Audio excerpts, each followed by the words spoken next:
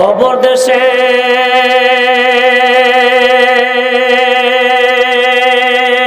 বাড়ি আমার,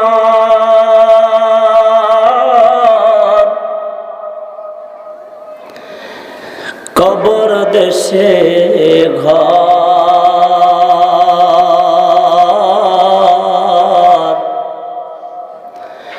কবর দেশে কেউ নাই রে ভাই, কবর দেশে কেউ নাই রে ভাই, সবই আমার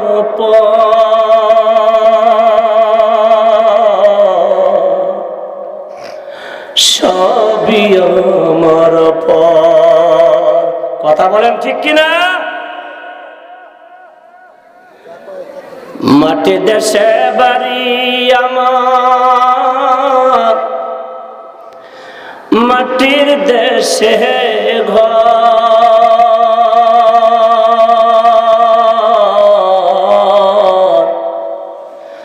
মাটির দেশে কেউ নাই রে ভাই, সবই আমার পর।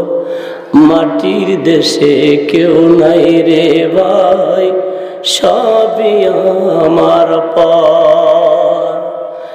মাটি হতে জন্ম আমার,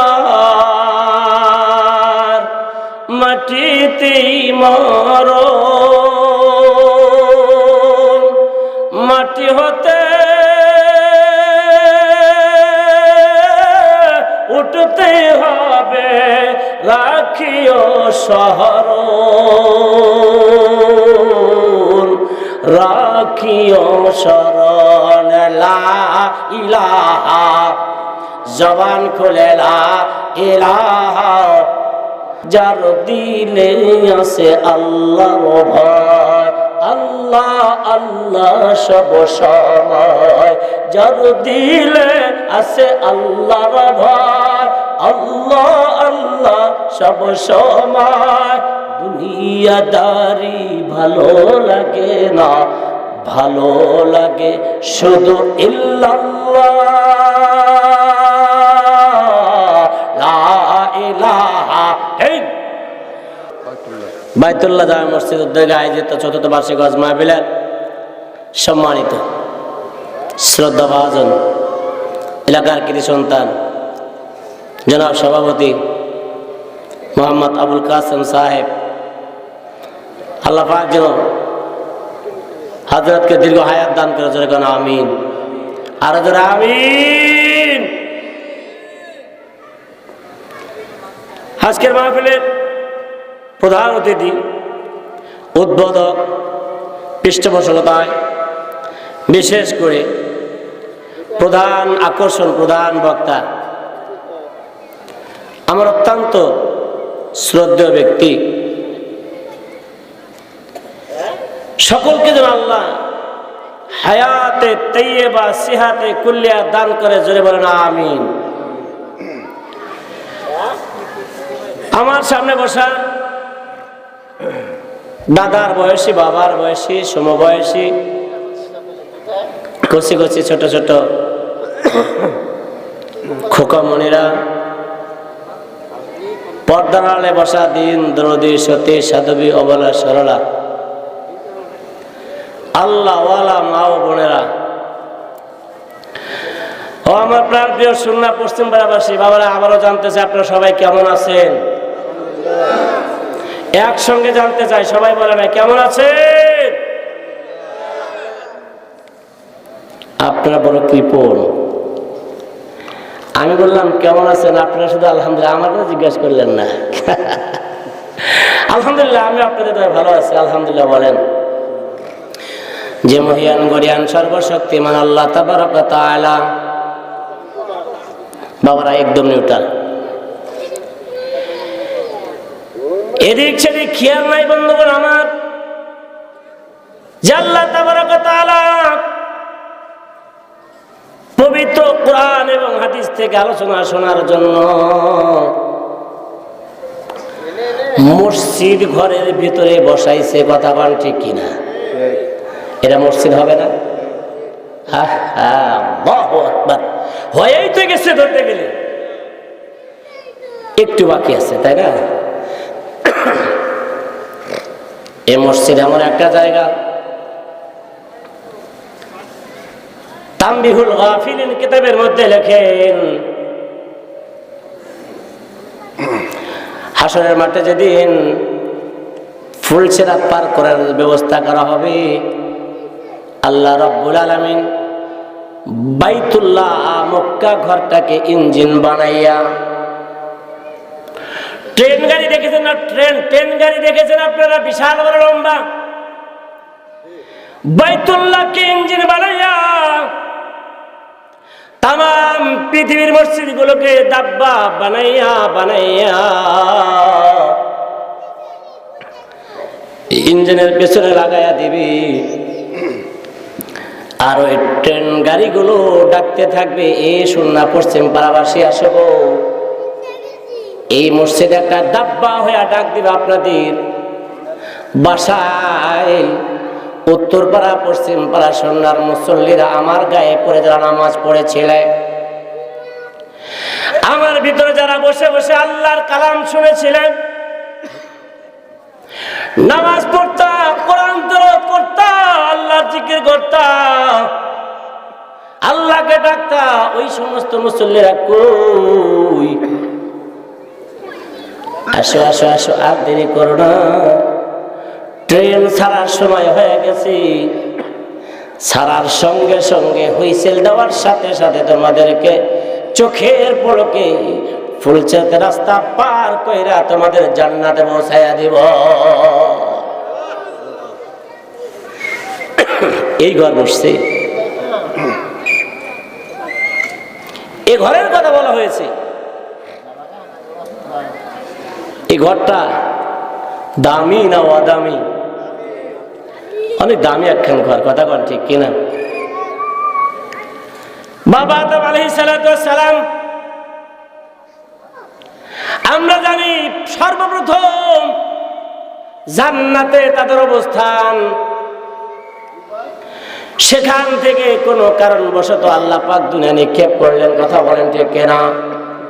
এগুলো জানা বিষয়, আমি আপনাদের আবার রিপিট করব না, একটু সাজিয়ে গুজে আমি আমার মতো করে আপনাদের কাছে আসতে চাই।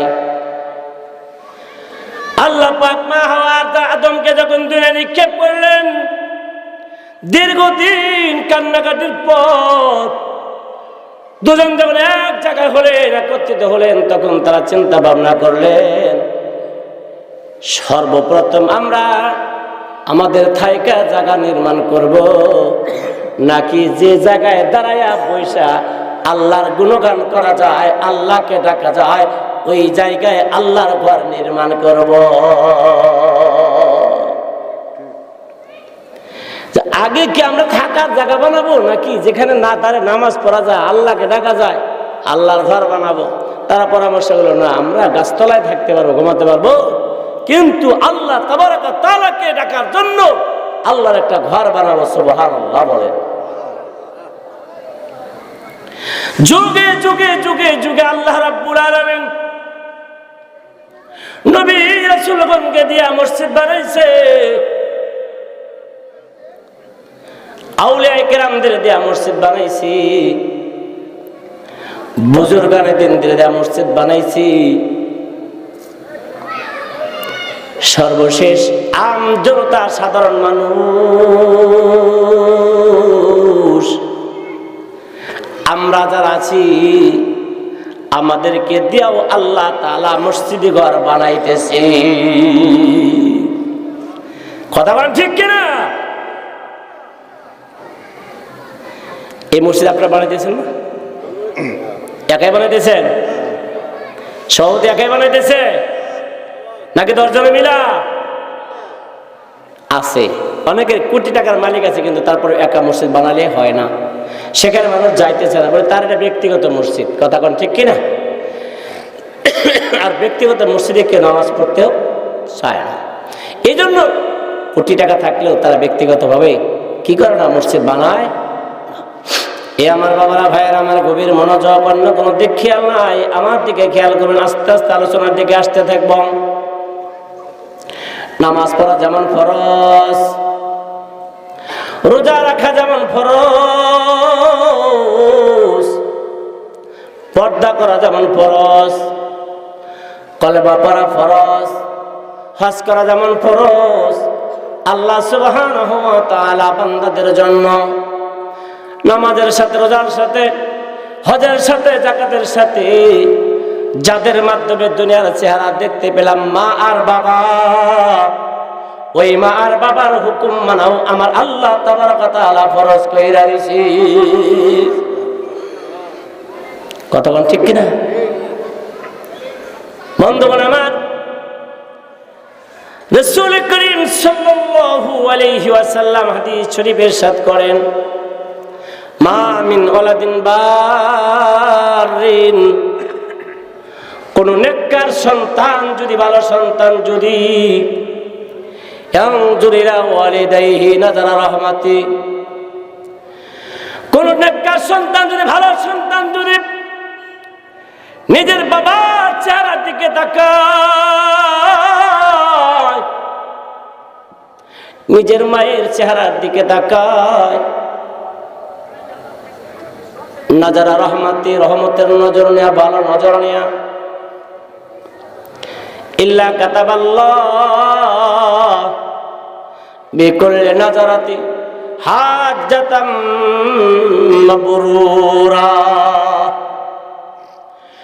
নবীজি বলেন, কোন সন্তান যদি মায়ের চেহারার দিকে তাকায়, বাবার চেহারার দিকে তাকায়, আল্লাহ রাব্বুল আলামিন 1 সেকেন্ড দেরি করেন না, মুহূর্তের ভিতরে ওই বান্দার আমলনামায় এক একটা কবুল হজের সওয়াব লেখা দেয়। মা বাবা আছে তো? আছে তো? অনেকের আছে, অনেকে নাই। তবে একটা জিনিস আশ্চর্য লাগতেছে, আপনাদের এলাকায় গোরস্থান নাই? আছে তো গোরস্থান, সরকার বাড়ি গোরস্থান আছে আপনাদের? রাস্তার পাশে সরকার বাড়ি না?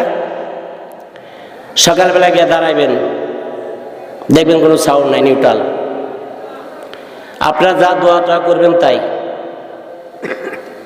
একতরফা দোয়া হয়। আমি এখানে এসে আশ্চর্য হইতেছি এই কারণে, এতগুলো মানুষ অথচ বক্তায় একা বাক বক করে আপনারা গোরস্থানের মতো বসে থাকেন, এটা আমার কামনা না। তাম পৃথিবীর মানুষকে আল্লাহ রাসূল জানিয়ে দেয়, তাম পৃথিবীর মানুষ হাজ্জাতাম মাবরুরা, এক একটা কবুল হজের সওয়াব আল্লাহ আমলনামায় দেয়া দেবে। তোমার সম্পদ আছে, হজ করেছো, জানা না এর ভিতরে 2-4টা টাকা হারাম থাকতে পারে। কথা বলেন ঠিক কিনা? অর্থ সম্পদ যতই করেছো জীবনের অজান্তে, কোন সময় যদি আপনার একটা টাকা হারাম ঢুইকা থাকে, আপনার জানা নাই, যদি ওই টাকাটা হজ করতে চান, আপনার হজ কিন্তু কবুল হবে। একটা না, 2টা না, 70টা হজ করলেও কিন্তু হারাম পয়সা হজ কবুল হবে না। অথচ নিজের ঘরের ভিতরে মক্কা আর মদিনা, নিজের ঘরের মধ্যে মক্কা আর মদিনা, রাসূল বলে 3টা জিনিস দেখলে সওয়াব আর সওয়াব। নাম্বার 1, পবিত্র কোরআন। তুমি পড়তে পারো না, কোরআন খুইলা খুইলা দেখবা, কোরআন খুইলা তাকায় থাকবা, আল্লাহ পাক তোমাকে অশেষ সওয়াব দিয়ে দিবে। সুবহানাল্লাহ। কোন এ বন্ধু, তোমার ঘরে মা আছে, বাবা আছে, মায়ের চেহারার দিকে তাকাইবা, আল্লাহ সওয়াব দিবে। সুবহানাল্লাহ। কয় না রে? বাবার চেহারার দিকে তাকাও, বাবার চেহারার দিকে তাকায় তাকায় দেখবা, হোক না কালো, হোক না ফর্সা, হোক না গোরা, হোক না বেটে, ও ভাই, তোমার বাবার চেহারা তোমার কাছে অতি মধুর। কথা কও ঠিক কিনা? এ বন্ধু, মায়ের চেহারা দেখলে হজের সওয়াব, বাবার চেহারা দেখলে হজের সওয়াব। 3 নাম্বার, যদি বাইতুল্লাহ আল্লাহ ঘরে, আল্লাহর ঘরের চেহারাকে দেখে, যারা হজ করতে গেছেন গো বন্ধু, অথবা আমার যুবক ভাইয়েরা যারা মদিনায় গেছো, মক্কা গেছো, আল্লাহর ঘরে গেলাপ ধরতে দেরি, মনের ভিতরে কেমন যেন একটা আকর্ষণ সৃষ্টি হয়ে যায়। আল্লাহর ঘরের সামনে দাঁড়াইতে দেরি, কলিজা ভেঙ্গে মনে হয় চোখ দিয়ে পানি দর দর দর দর করে হাঁটতে থাকি। আল্লাহর ঘর কিছু দেখতেই মনে চায়, দেখতেই মনে চায়, দেখতেই থাকবে। যতক্ষণ পর্যন্ত তাকে দেখবে দেখবে ততক্ষণ পর্যন্ত আল্লাহ রাব্বুল আলামিন আপনার আমলনামায় সওয়াব আর সওয়াব রেখে দিবে। এ বন্ধুগণ আমার বাবাজি, ওই মার খেদমত করা আল্লাহ পাক ফরজ করে দিয়েছে, বাবার খেদমত করা ফরজ করে দিয়েছে। কেন খেদমত করবে না বন্ধু? আমার আল্লাহ পাক বলে ওয়াসাইনাল ইনসানা বিওয়ালিদাইহি ইহসানা। আমি तमाम পৃথিবীর মানুষকে হুকুম করলাম, এ মানুষ খবরদার তোমার মার সাথে তোমার বাবার সাথে ভালো ব্যবহার করো, নম্র ব্যবহার করিও, ভদ্র ব্যবহার করিও। মাথাটা ঝাঁকি দিয়ে কথা বলো না, চোখটা মোটা করে কথা বলো না, পুরো কঞ্চিত করে ধমক দিয়ে কথা বললে তোমার মায়ের কলিজা যদি কেঁপে যায়, তোমার বাবার কলিজা যদি কেঁপে ওঠে, তোমার মায়ের কলিজা বাবার কলিজা কাঁপার আগে আগে আমার আল্লাহ পাকের আরশে আল্লাহ কেঁপে ওঠে।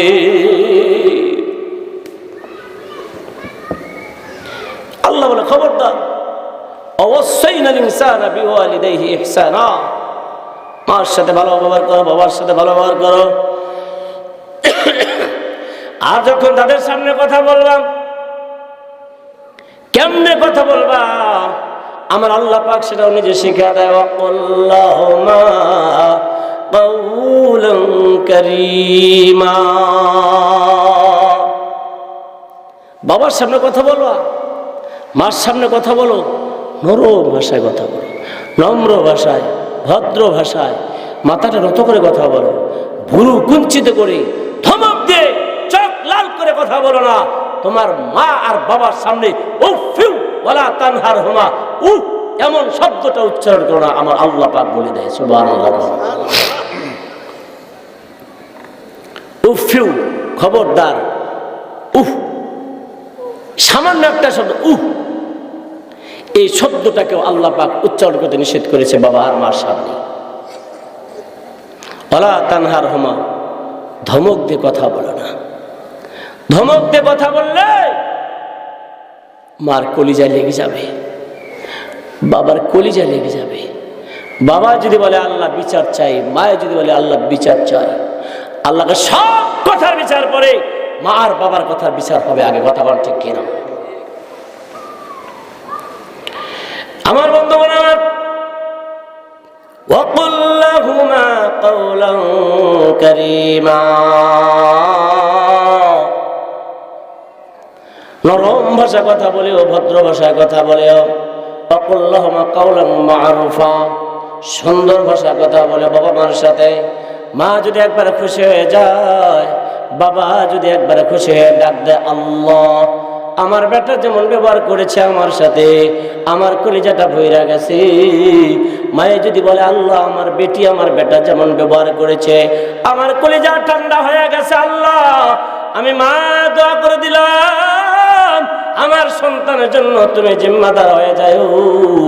মা দোয়া করতে দেরি, আমার আল্লাহ পাকের আদালতে দোয়া কবুল হতে 1 সেকেন্ড দেরি লাগে না। 1 সেকেন্ড দেরি হয় না বন্ধুগণ আমার। অনেকে বলতে হুজুর, মা বাপ তো আসল তুলে দোয়া করে, আসল তুলতে হবে না, জবান দিয়ে শুধু বলবে, আল্লাহর দোয়া কবুল হয়ে যাবে। এ বন্ধুগণ আমার, মায়ের যদি খুশি হয় বলে আল্লাহ, আমি আমার বেটার প্রতি খুশি, আল্লাহ নিজেও খুশি হয়ে যায়। যে ব্যক্তি মা বাবার কথা শুনে, স্বয়ং আল্লাহ রব্বুল আলামিন তার কথা শুনে। সুবহানাল্লাহ বল। মুসা আলাইহিস সালামের জামানায়, বনী ইসরাইলের যুগ, এক মা রাত্রিবেলা ঘুমিয়ে আছে, ছোট্ট একটা বাচ্চা 10-12 বছর বয়স বা 7-8 বছর বয়স। তো এই দেখবেন হিমেল হিমেল বাতাসে সন্ধ্যা রাত্রিতে একটু গরম লাগে, শেষে একটু ঠান্ডা ঠান্ডা লাগে। জানালা খুলে দিয়েছে, ঘুম হওয়ার পরে শেষের দিকে একটু ঠান্ডা লাগে। মা ডাক বলছে, বেটারে জানালার একটা পাটটা বন্ধ করে দাও তুমি, আমার একটু বাতাস বেশি লাগতেছে। এ কথা বললে মা আবার ঘুমিয়ে পড়েছে। সন্তান জলদি ঘুম থেকে উঠে জানালার পাশে চলে গেলেন।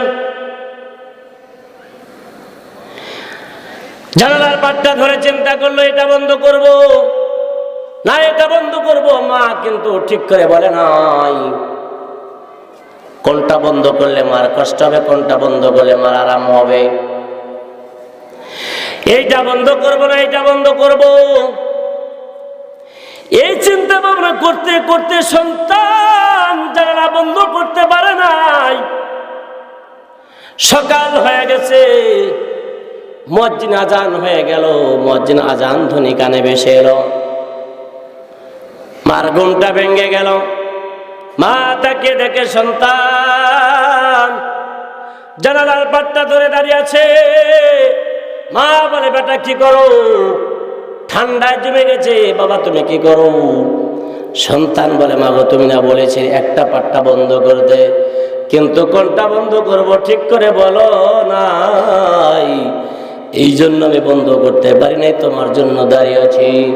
মার কলিজা ঠান্ডা হয়ে গেছে, মা বড় খুশি হয়ে গেছে। মা দৌড় দিয়ে গিয়ে সন্তানটাকে বুকে জড়াইয়া বিছানার মধ্যে ঘুম লাগাইয়া ঘুম পাড়াইয়া দিয়ে ওযুকে নামাজ পড়িয়া মালিকের দরবার ডাক দিয়ে বলে, মালিক আমার বেটা আজকে যে কাজটা করেছে আমি মা খুশি হয়ে গেলাম। আমার কলিজা ভরে গেছে, আমার কলিজা ঠান্ডা হয়ে গেছে। ও আল্লাহ, আমি আমার বেটার জন্য দোয়া করে দিই। আমার ছেলে যেখানে যেখানে যে জায়গায় যেভাবে যখনই তোমাকে ডাক দিবি, ঠিক ওই জায়গায় ওই সময়ে তুমি আমার বেটার ডাকগুলো তুমি কবুল কইরা নিও। বলে, আল্লাহ যখন যেখানে আমার বেটা তোমাকে ডাকবে ঠিক ওই জায়গাতে তার দোয়া কবুল কইরা নিও। বাস, মায়ের দোয়া কবুল হয়ে গেছে। তো এই ছেলেটা একদিন নদীর ধারে বৈশা বৈশা বালু দিয়ে খেলাধুলা করে না ভাই, খেলতেছে। কিতাবের মধ্যে লেখে পয়গম্বর মুসা আলাইহিস সালাম যাচ্ছে যাচ্ছে যাইতে যাইতে যাইতে যাইতে তার পা গুলো ফুলে গেছে, ক্লান্ত, সোয়ারি নাই। বলছে, আল্লাহ একটা সোয়ারির ব্যবস্থা করে দাও। তা আল্লাহ পাক বলতেছে, মুসা রে একটু আগে দেখো সামনে নদীর ধারে একটা যুবক বালক বাচ্চা আছে, ওর কাছে গিয়ে বলো, হে যুবক আল্লাহ পাক বলছে একটা সোয়ারির ব্যবস্থা করার জন্য। সুবহানাল্লাহ বলেন। বন্ধু আমার